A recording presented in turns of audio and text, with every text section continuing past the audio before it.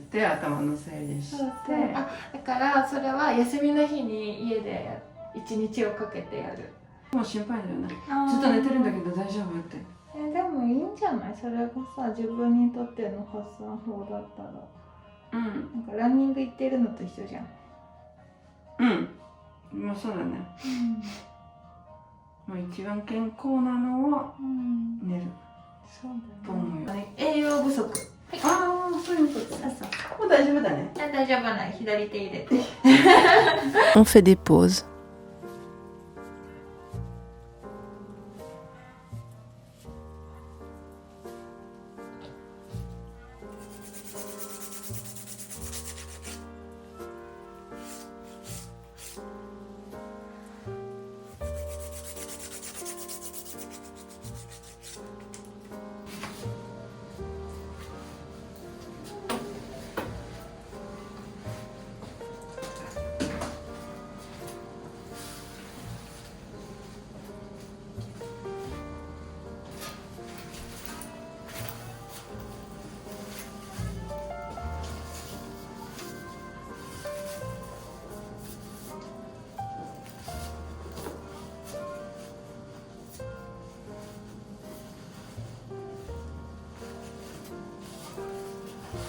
Une fois terminé, je dois faire quelques courses parce que cette semaine, Momo a son récital de piano, le tout premier de sa vie.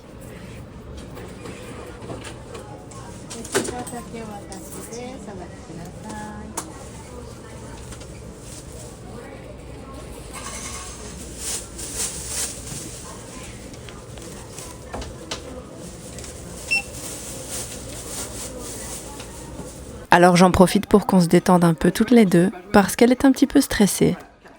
Et évidemment une partie de Uno, où elle devient, je dois l'avouer, de plus en plus redoutable. C'est bien. Je suis fort, hein? Wow. Très fort. Ah, t'as gagné une fois. Déjà.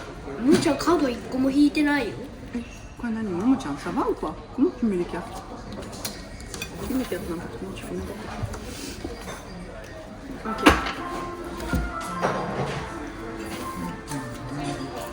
そうだね、一回も引いてないね。びっくり。シャッフル大嫌い、ももちゃん。シャッフルじゃないよね。Quoi? シャッフルない。Fini. Quoi? C'est 4. J'ai 4? Non? Bon bah j'ai pas 4. Bien.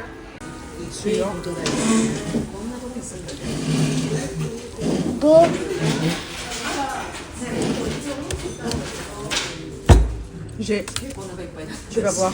Puis je retourne à Ikebukuro, la grande mecque japonaise de l'anime, du manga et de toute la culture populaire.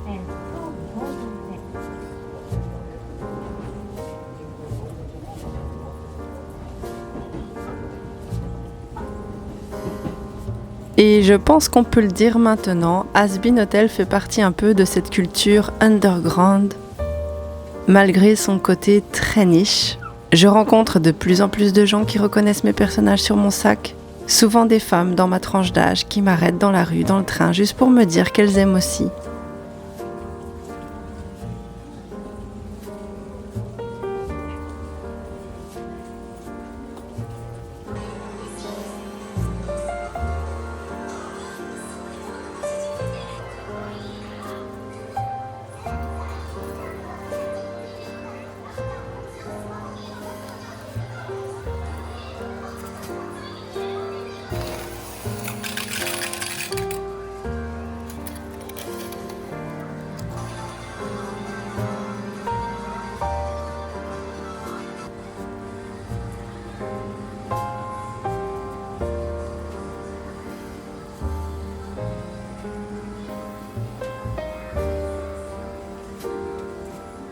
J'ai trouvé la figurine d'Alastor. À mesure que le temps passe, je deviens meilleure aux UFO Catchers, comme vous pouvez le voir. Je commence à connaître les techniques, les angles, les petites astuces. Mais je regrette de ne pas avoir pris la version verte et rose, un peu aux couleurs de la Nouvelle-Orléans, je trouve. Je n'avais pas réalisé qu'elle partirait si vite, je pense qu'elle est partie en un jour. C'est la seule fois en fait où j'ai eu l'occasion de voir cette figurine. J'ai une copine d'ailleurs qui a même pas pu la voir en vrai. Je comprends pourquoi les gens aiment son design, mais moi je le trouve méchant et manipulateur. Donc je suis pas spécialement fan de lui, même si évidemment je le trouve très sympa au niveau de son apparence et de son développement de personnage. C'est un grand favori des japonaises, mais c'est pas grave si j'ai pas la figurine.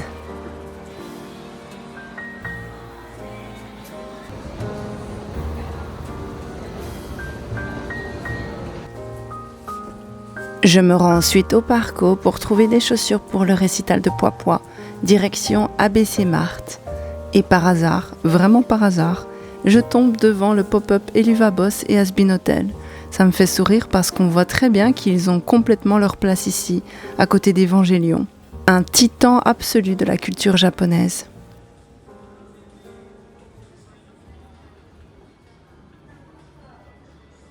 Juste derrière, le magasin de chaussures. Promis, ce n'est pas moi qui suis obsédée à ce point-là.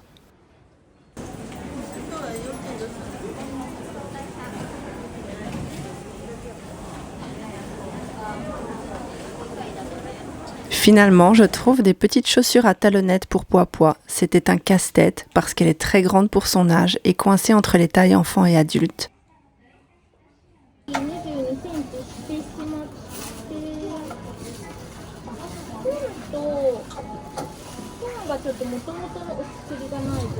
En rentrant à la maison, Mohi m'avait acheté une petite surprise.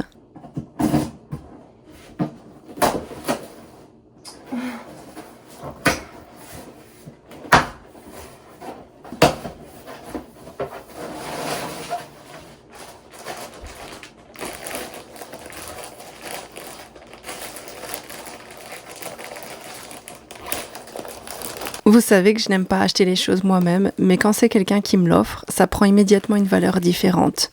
C'est plus un objet, c'est un geste. C'est aussi pour ça que j'adore le Crane Game ou les cafés Has Been Hotel.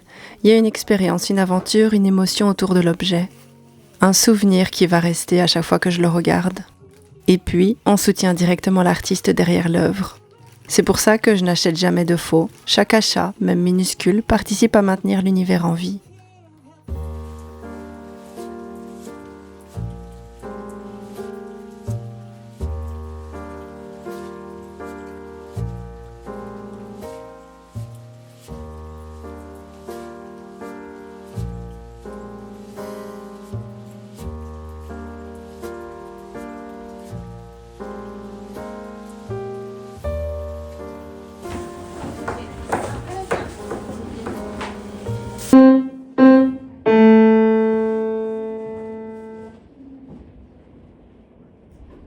Et puis, le grand jour du récital est arrivé. Je vous laisse écouter Momo, toute fière, qui joue parfaitement ses petites notes.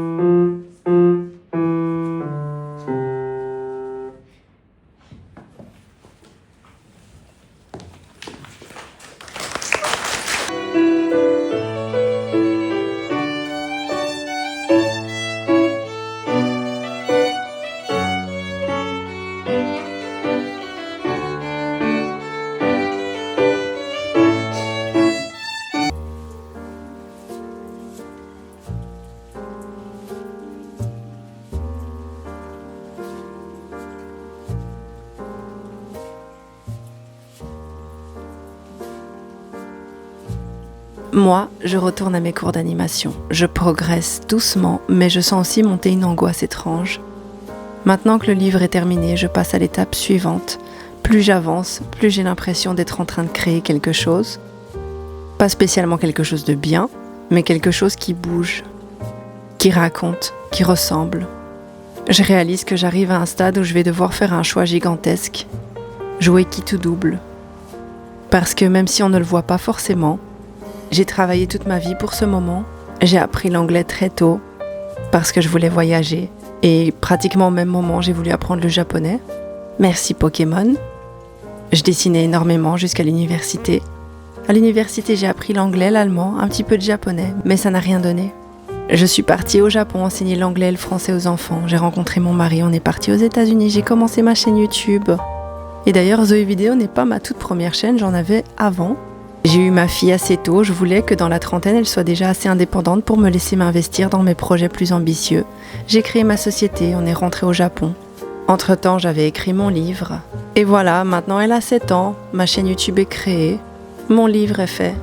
Et me voilà, à ce moment précis où tout s'aligne. Mon mari est enfin rentré, je pourrais avec son aide m'investir pleinement dans mes nouveaux projets. C'est énorme, mais c'est stressant.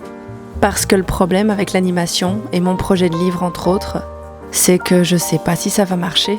Et contrairement aux vidéos YouTube où tu peux passer une semaine, parfois même un mois sur un projet, si ça fonctionne pas, c'est très embêtant, mais tu enchaînes. Un projet qui engloutit des années de ta vie, c'est différent. Un univers entier, un livre, une animation, un webtoon.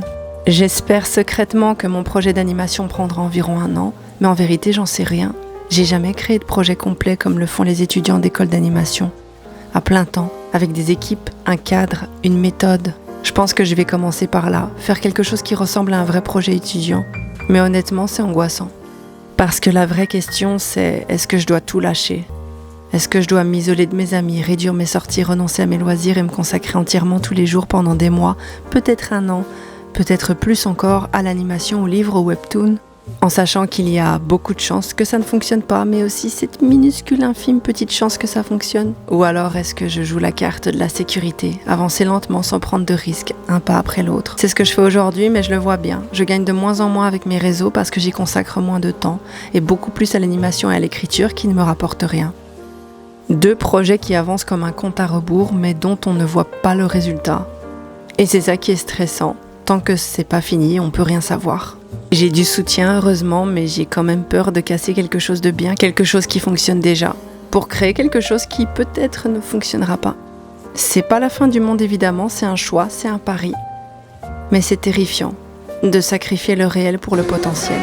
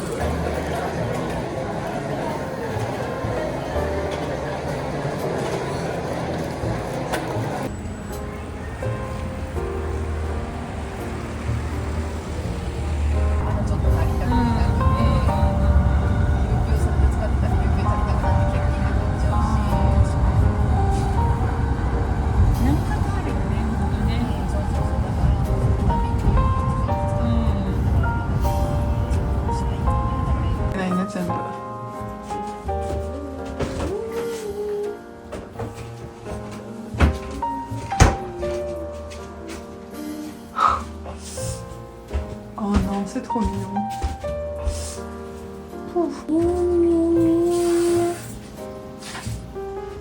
Regarde. Hum. Ça, c'est ma maison. Ça, c'est ma maison.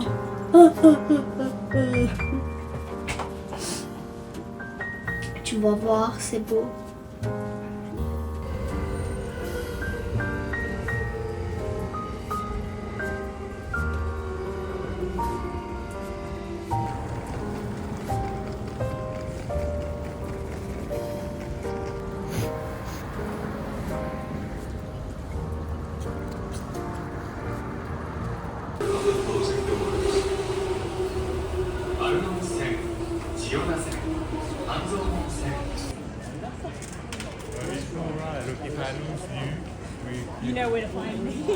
Entre-temps, je retrouve ma copine que j'ai rencontrée au café Has-Been.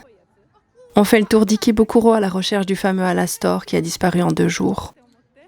Même elle ne l'a jamais vu. 歯じゃないからよくわかんないな。でもやっぱ人気だよね。だって2日目に取り行ったんだけどなくてどこも、ノーマルのは結構あるんだけど、ノーマルしか持ってないんだよ。もうね、私もノーマルしか持ってないの。もうでも今ノーマルもなかった。八王子でも？ない。フィギュア。この前バギーがいたよ。あ、そう、バギちゃんは持ってる。バギちゃんは2普通でしょ？めっちゃ普通。でもほらね、かなり人気だからね。公開してる間違い。 Elle m'offre un petit cadeau et on va au café ensemble.